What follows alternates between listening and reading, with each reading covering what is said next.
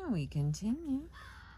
The way we see the problem is the problem. People are intrigued when they see good things happening in the lives of individuals, families, and organizations that are based on solid principles. They admire such personal strength and maturity, such family unity and teamwork, such adaptive, synergistic, organizational culture. And their immediate request is very revealing of their basic paradigm. How do you do it? Teach me the techniques. What they're really saying is, give me some quick fix, advice, or solution that will relieve the pain in my own situation. They will find people who will meet their wants and teach these things, and for a short time, skills and techniques may appear to work. They may eliminate some of the cosmetic or acute problems through social aspirin and band-aids.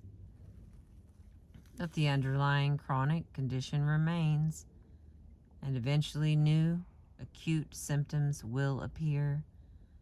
The more people are into quick fix and focus on the acute problems and pain, the more that very approach contributes to the underlying chronic condition.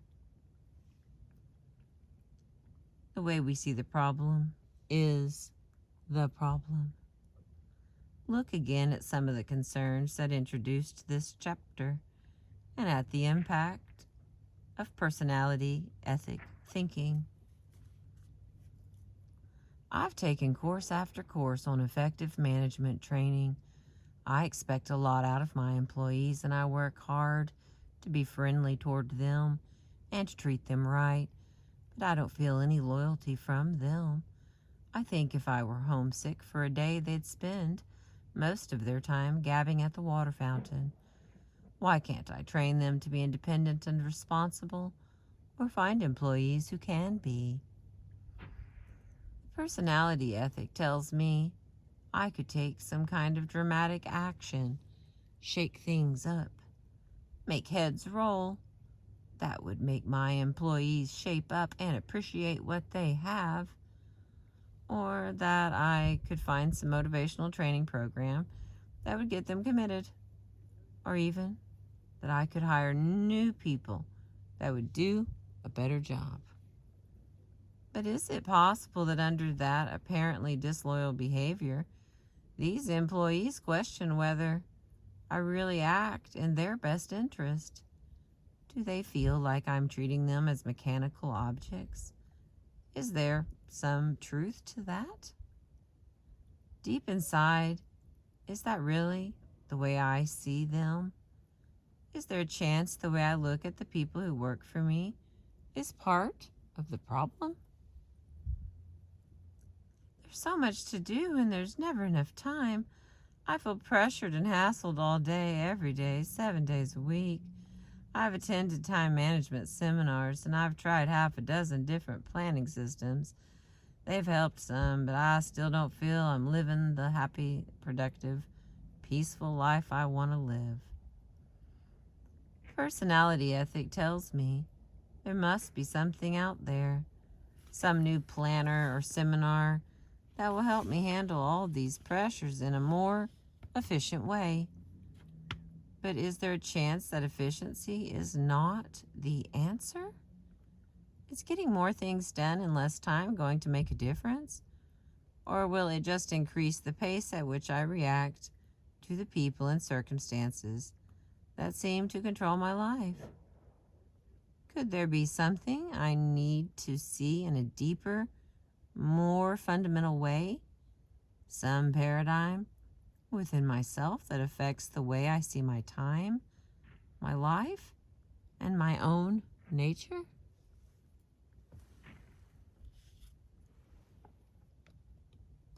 Oh,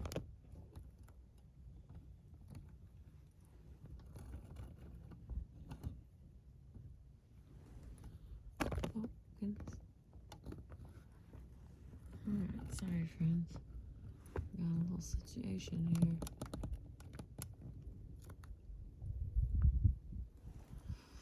Okay. Oh, no.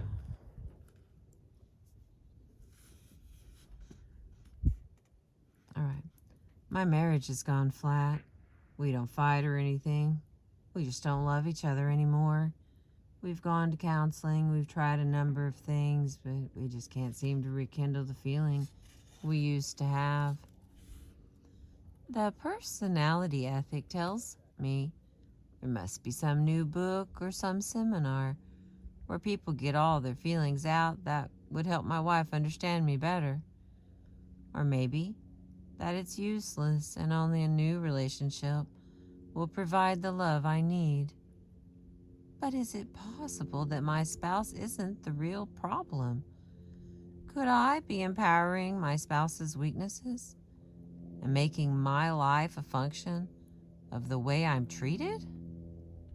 Do I have some basic paradigm about my spouse, about marriage, about what love really is that is feeding the problem? Can you see how fundamentally the paradigms of the personality ethic affect the very way we see our problems, as well as the way we attempt to solve them, whether people see it or not? Many are becoming disillusioned with the empty promises of the personality ethic. As I travel around the country and work with organizations, I find that long-term thinking executives are simply turned off by psych-up psychology and motivational speakers who have nothing more to share than entertaining stories mingled with platitudes. They want substance, they want process, they want more than aspirin and Band-Aids.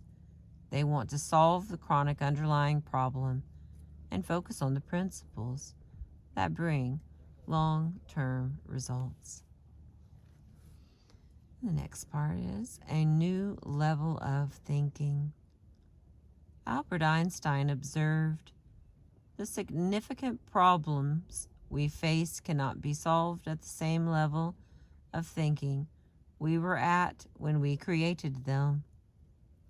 As we look around us and within us and recognize the problems created as we live and interact within the personality ethic, we begin to realize that these are deep, fundamental problems that cannot be solved on the superficial level on which they were created.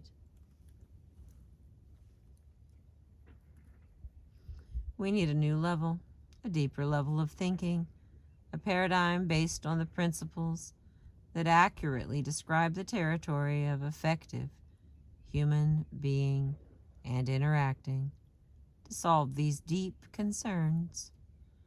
This new level of thinking is what 7 Habits of Highly Effective People is about.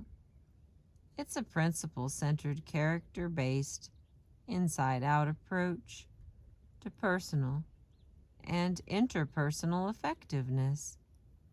Inside out means to start first with self, even more fundamentally, to start with the most inside part of self, with your paradigms, with your character, and your motives. It says if you want to have a happy marriage, be the kind of person who generates positive energy and sidesteps negative energy rather than empowering it.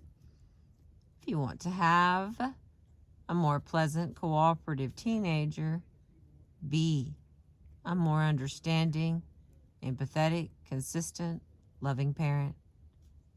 If you want to have more freedom, more latitude in your job, be a more responsible, a more helpful, a more contributing employee. If you want to be trusted, be trustworthy. If you want the secondary greatness of recognized talent, focus first on primary greatness of character. The inside-out approach says that private victories precede public victories, that making and keeping promises to ourselves precedes making and keeping promises to others. It says it is futile to put personality ahead of character, to try to improve relationships with others before improving ourselves. Inside out is a process, a continuing process of renewal based on the natural laws that govern human growth and progress. It's an upward spiral of growth. It's an upward spiral of growth that leads to progressively higher forms of responsible independence and effective interdependence. I have had the opportunity to work with many people, wonderful people, talented people, people who deeply want to achieve happiness and success, people who are searching, people who are hurting.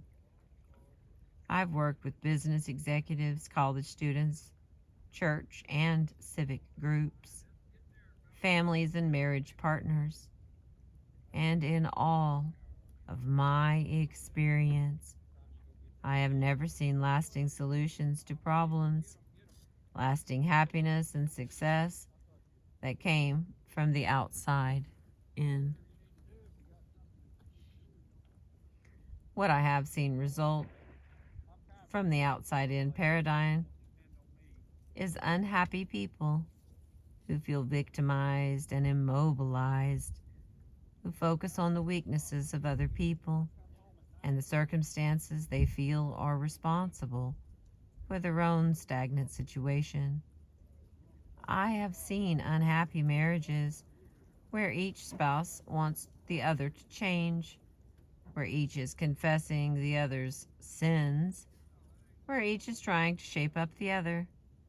I've seen labor management disputes where people spend tremendous amounts of time and energy trying to create legislation that would force people to act as though the foundation of trust were really there.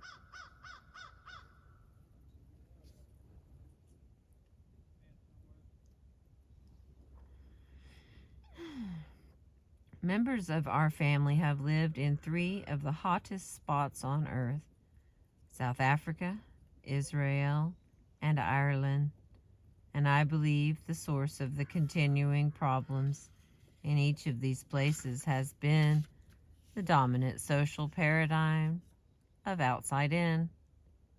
Each involved group is convinced the problem is out there, and if they, meaning others, would shape up or suddenly ship out of existence, the problem would be solved.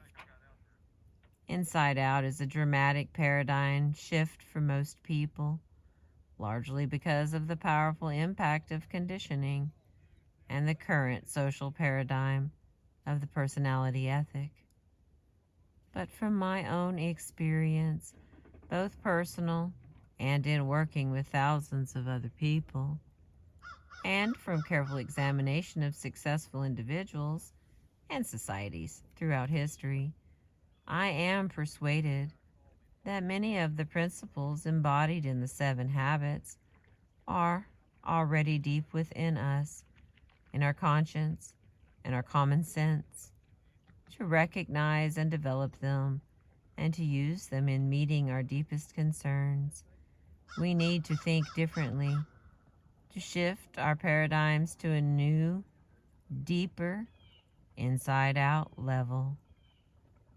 As we sincerely seek to understand and integrate these principles into our lives, I am convinced we will discover and rediscover the truth of T.S. Eliot's observation. We must not cease from exploration, and the end of all our exploring will be to arrive where we began and to know the place for the first time. All right, that is the end of the chapter 1, Inside Out. The next one will be the 7 habits, and it's an overview. And then we start with habit 1. I've been reading to you from the book, The 7 Habits. The 7 Habits of Highly Effective People by Stephen R. Covey. I appreciate you being with me. Thank you.